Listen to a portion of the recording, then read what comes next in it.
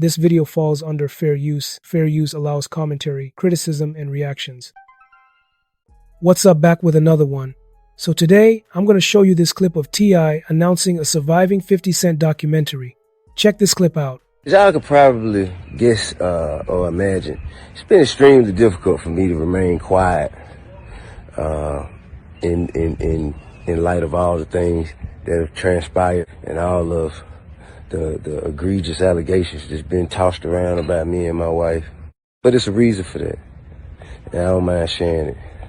You see, if a person does not have any right to criminally or civilly have you in court, they have no right. The best thing they could do is get you for a defamation suit, drag you in court, make you pay their legal bills, but get you in court. Now, I mean, at this point, man, it's at the point where that don't even matter to me no more, okay? But that's the motive, that's the strategy, that's the intention. Say a whole bunch of false stuff about you that get people to believe and make them come out and say, they're a liar, they're a liar, they're a liar.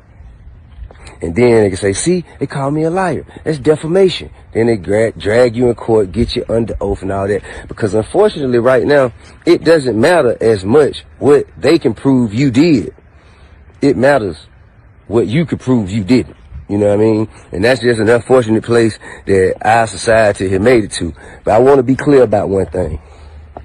Women who have been victimized deserve to be heard. Women, black women in particular, should be supported, protected, defended, and uplifted. However, evil has no gender.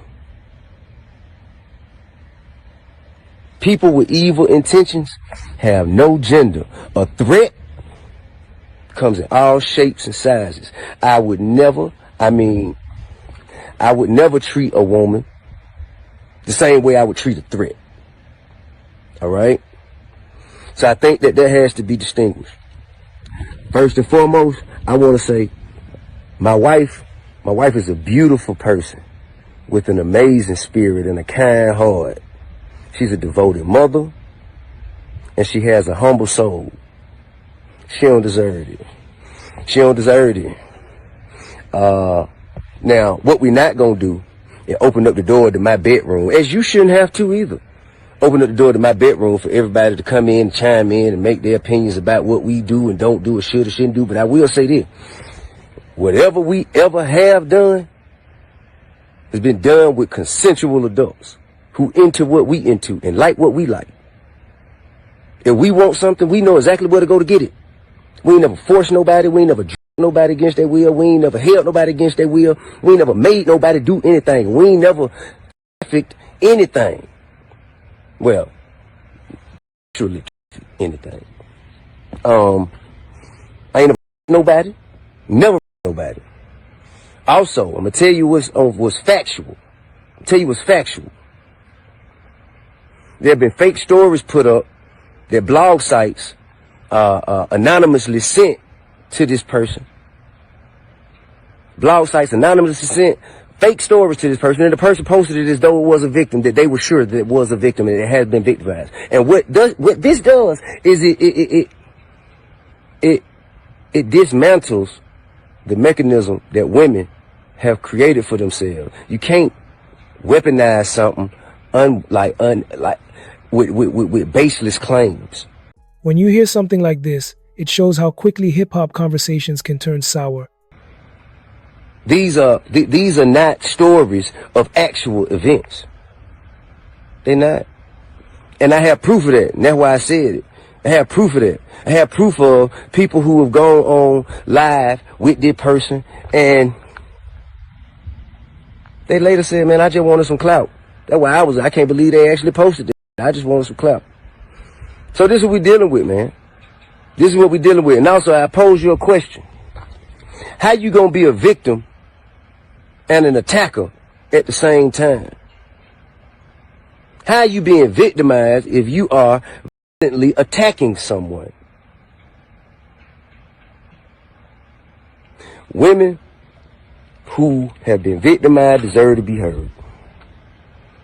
They deserve to feel comfortable and confident. They deserve to feel supported. And that's supposed to get them to a place where they can show their face and say, this is what happened to me. This is who did it. And so the necessary steps can follow. This is not that. This is not that. I also want you to know it's evil at play. I'm talking about evil. I'm talking like, evil.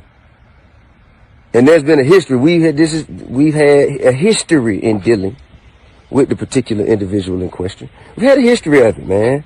Had a history of it. And there is a record of pattern behavior like this. A history of harassment. Not, I'm talking about, listen, this is not my opinion. I'm just saying what's on record. A history of on record. And we can't just, weaponize social media to take down people who have families and who communities depend on. You know what I'm saying? I'm talking about who have done everything that they can to uplift and help to evolve our communities. We can't tear our people down like that. And this has taught me a lot. This has taught me a lot. But one thing I know, man, I will not be bullied. I am not afraid. I am not ashamed. And and the truth will be revealed, man. But until then, man, hey, listen, man, any woman out there who's going through things, who have gone through things, if you have a story, and you should come forward. You should, but don't lie, cause that tear the whole vehicle down. Don't lie. Don't lie. The truth is what needs to be heard. The truth. And I can deal with the truth all day. But at some point, man, it has to be some sort of, it got to be something that happens if you come and make baseless claims that are false about somebody that have a negative impact on them, their livelihood, or their freedom. What's up? So, what are my thoughts about this? Here's the thing. Moments like this always remind people how competitive hip-hop culture has always been and how reputation matters a lot when two big personalities start responding to each other publicly. When a title like Surviving 50 Cent gets mentioned while another title like Surviving T.I and Tiny is being talked about, it automatically gets attention because documentaries with that kind of name carry a certain history in entertainment. A lot of viewers immediately start wondering whether it is serious, whether it is a joke, or whether it is simply a way of sending a message back across the table. In hip-hop, public statements can function almost like lyrical responses, just happening through interviews or social media instead of songs. Make sure to drop a comment, smash that like button, and make sure you subscribe for more videos like this, and I'll see you in the next video.